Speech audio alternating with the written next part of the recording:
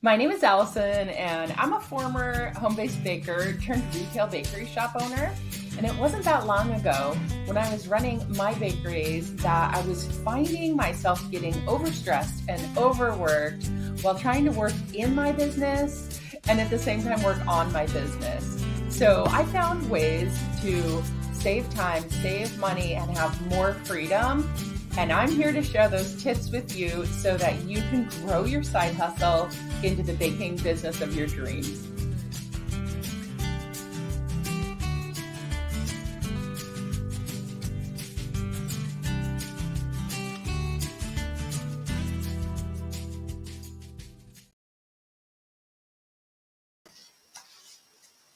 Hey everyone, welcome to Hot Topics Live. It's Monday 2 p.m. and it is time to talk about Thanksgiving, you guys. So 15 minutes of your day to pick up some strategies and tips to help you run your baking business better. That's a mouthful. All right, so I'm so excited to talk about Thanksgiving. I love this time of year, and I particularly love all of the flavors and the variety of things that we can bake. And it's so much fun to be a baker this time of year. So because there is so much going on, just like right on the heels of Thanksgiving, Halloween is Thanksgiving, and so it feels like there's no time to kind of like stop and get organized and take a deep breath before we roll into the next holiday season. So in today's Hot Topics Live, I'm sharing tips to have your best holiday season ever, specifically tips for how to crush it for Thanksgiving. We're just a couple weeks away, and it's time to get down to the nitty gritty and plan a few things that are going to help you have your best season yet. So if that sounds like something you're interested in, you're in the right place today. We're talking all about Thanksgiving planning. So welcome to the Home Bakery Business Tips Facebook community. Say hi in the chat if you're watching live. And if you're watching on replay, use that hashtag replay so I can circle back and make sure that your questions get answered too. And then a shout out over to the YouTube community. If you're watching on YouTube, be sure and like and subscribe so you get the notification when I go live in Hot Topics Live every Monday at 2 o'clock. And that way you won't miss a show. So, and then my last welcome is all our brand new members. I always start out my Monday morning by welcoming a whole new group of members to the community, and just know that you are in the best place to learn tips about the business side of running your bakery. So, welcome everyone. This group is expanding so quickly. It's kind of mind-blowing, but also so fun at the same time because there's so many amazing, talented, creative bakers in this group. You guys impress me every single day with the posts and the pictures that you share, and that's what it's all about. So let's get down to business. Let's talk strategy for Thanksgiving. And this is primarily based for the United States market. I know Canadians have a Thanksgiving, but with United States Thanksgiving and the timing of it, that's what I'm going to be talking about in particular. So if you are watching from a place that doesn't really celebrate Thanksgiving the way we do in the United States, then you can still grab some tips out of today's training, but the frenzy of Thanksgiving might be a little different where you are. So this year, Thanksgiving is on, I'm flipping in my calendar right now, Thursday, November 24th. So the very first tip I have for you is to set your cutoff date for your orders. And a cutoff date is the last day that you're going to be accepting orders for your Thanksgiving menu. It's really important to have a cutoff date because there's so many things that you need to do after all of your orders are in. But how do you know when to cut off your orders? Well, here's the thing about Thanksgiving, and that is that not everybody is thinking like a baker in this pre-order mindset. Many people don't even really have a plan for whether they're buying a pie or baking a pie or which family member is responsible for the pie. They don't even really know that until often the week of Thanksgiving.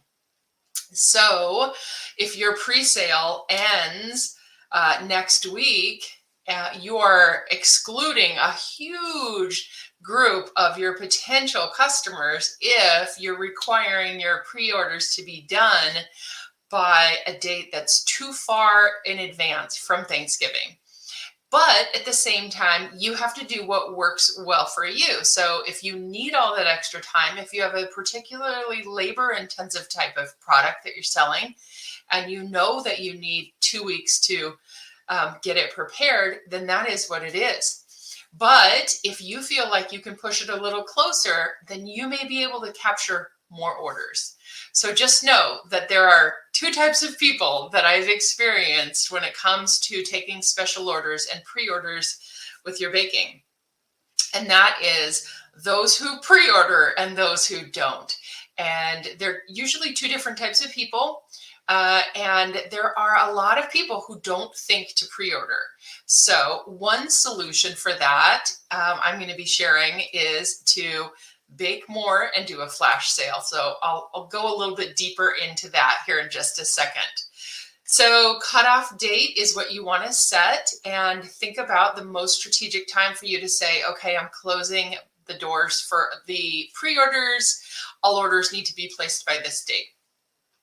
Now, what types of things do you need to do after you have cut off your orders? This is your time to start to get organized with your sale. So you need some time to process your payments. You need some time to schedule your pickups and your deliveries. And you need some time to shop for all those ingredients. So if you're like most people, you're waiting to see how many orders you have coming in before you go out to the store and you buy the ingredients for it. So after you set your cutoff date, that then puts into motion all of the preparations that you need to do to start to get ready to make those products that you had pre-ordered. Now let's talk about the pickup and delivery of all of these products. Now you can do this a couple of different ways. You can give people specific times. I feel like every time that I try to schedule very specific times, they all kind of end up blending together. So my preference for scheduling pickups is to just say this is the time frame and then plan on having all of my orders done for my pickup times. If you're doing delivery, you can do something similar where you're meeting in a public place, say the parking lot of a Starbucks. Maybe you can drink a pumpkin spice latte while you're waiting for your orders to come and pick up. And then you have this window of time for all of your pickups to come. So be sure and have policies in place, though, for those customers who don't show up to pick up their product during that time frame. Now that we've set the cutoff date and gone ahead and planned all of the things that you need to do to purchase those ingredients, we are going to look at our pickups and deliveries and get those organized. So now you're starting to get a really good picture of what the actual week before Thanksgiving is like with the amount of orders that you have.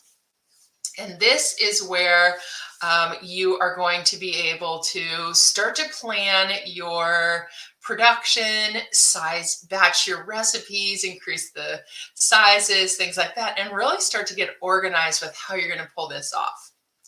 And this is some really good planning time. I like to prioritize this with things that can be done well in advance. This could be like measuring dry mixes, chopping nuts, things like that. This could also be folding your boxes, printing your labels, things that you can do well in advance without anything going bad or being stale by the time it gets picked up. What you want to do is prioritize your work list so that the items that you do right before pickup are nice and fresh, and all of the prep that got you there was done well in advance. Okay, so a couple other tips to help you have a really productive season are to bake extra, if you can, for a flash sale. So I mentioned that there are two types of people, those who pre-order and those who don't. If you're feeling confident that you have enough of a following to attempt a flash sale, then a flash sale just a couple of days before Thanksgiving will allow you to capture those customers who don't remember to pre-order. So you've accepted all of the pre-orders that you can, you've cut off your baking, you're not accepting pre-orders anymore, you're going into production, you're starting to organize and bake all this. And now what I'm saying is that you're going to bake a little bit more if you can. And I notice this all the time when I'm baking. I'll have a little bit left over of some ingredients, maybe half a can of pumpkin that didn't go into a recipe, or I went and scooped all my muffins and I actually had 9 extras or something like that. You just notice that, oh, I could easily make one more batch of this with what I already have out here on the counter. That's where you want to try this experiment of offering a flash sale a few days before Christmas. So this will capture those customers who don't remember to pre-order and allow you to add a little bit more on to how much you make from that sale. So let me know in the comments if adding a flash sale on to your Thanksgiving pre-sales is an idea that you'd like to try. A couple of other things that I think are always so easy to forget to do are to take pictures of your pre-orders. You know, when we're super busy for a holiday and you're just go, go, go, it's really hard to stop and take photos. But it's such a great way to look back at your season and say, wow, look at what I pulled off this year. It's also a really nice post to post on Thanksgiving Day and say thank you to all of your loyal customers, your new and returning customers who ordered from you this year, and to show you with all your boxed goodies before they go out on delivery or go out for pickup. So that's a really good one to try to remember to do. Set an alarm on your phone if you need to, just to remind yourself that that is worth pausing for. Now, one thing that I think a lot of people ask about Thanksgiving is, what if those orders aren't coming in yet? And to this, I want to say, just continue to be consistent with your posting. So post frequently, remind your customers about your cutoff date, remind them about your menu, spotlight your favorite products, your highest profit margin menu items, continue to promote, because like I said at the beginning, people aren't even in that mindset yet of having their Thanksgiving plans figured out. So they are not ready to order, but your continuing to show up on social media will be something that helps you stay top of mind for your customers. So if you don't have any orders yet, that doesn't mean there's anything wrong. You just need to continue to push your messaging out there and try different avenues of sharing your posts on your Facebook page, on your personal page, in your stories. Go live and talk about it. Share it into Facebook groups. Ask your friends to share your post. There's all kinds of ways to get your message out there, and try to think of creative ways that you could stretch yourself and try something new to reach more people. Now, one other tip I want to share, which I love, is that I see so many people just struggling to track down their payments, sending Venmo links in messaging and tracking them down. And so if you are a Square user, there's a little tip that I want to share with you. When you go to ring up your order on your virtual terminal, you can share the QR code to their estimate into a text message, and your customers will pay straight from their cell phone. Your Square account will keep track of that sale, and you don't need to do anything other than that. And that is like the easiest way to keep track of a lot of customers during a busy time of year. So if you're not using Square yet, it's super simple to get set up. I'm going to drop my link to start your Square account in the comments here. It is an affiliate link, just so you know. I do make a little commission when you click on it, but I'd share that link anyway, just because it's the easiest way for you to manage your baking finances online, and Square has so many other benefits. I'll also drop a couple of other tutorials on how to get started with Square. But if you haven't shared a QR code or a payment link yet, then you can easily do that at the checkout section of your transactions. And you can enter your customer's cell phone number and send them the payment link right to their phone. So there are several tips for having a successful Thanksgiving season. I know so many of you are selling wonderful things this time of year. I loved all of the menu comments that you guys shared from my post yesterday asking you what's on the menu for Thanksgiving. And I actually went and made myself a pumpkin smoothie for a snack today, because I was like so in the mindset of Thanksgiving that I was like, I got pumpkin on the brain. So I hope you do too. I hope you guys are getting fired up for Thanksgiving and really crushing it with your sales this time of year. So I want to thank you all for joining. I like to keep these trainings 15 minutes or less, just so you can get in and get out and get some quick wins for the week. And let me know in the comments of this live or over in the Facebook community what your Thanksgiving plans are, and if today's Hot Topics Live got you inspired to try a couple of new techniques. All right, everybody, thank you so much for joining, and I will see you over in the Facebook group. And next Monday, same time, same place. Bye, friends.